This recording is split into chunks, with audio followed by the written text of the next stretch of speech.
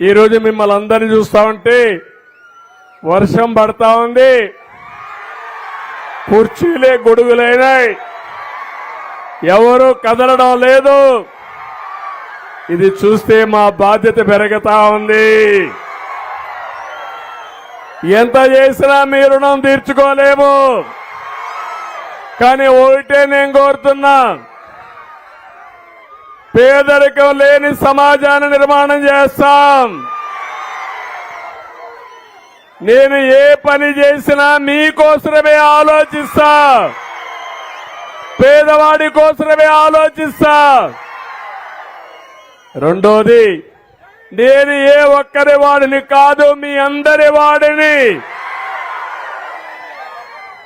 మీరు బాగుంటే చూసి ఆనందపడాలని ఏకైక ఆలోచన తప్ప వేరే ఆలోచన లేదు.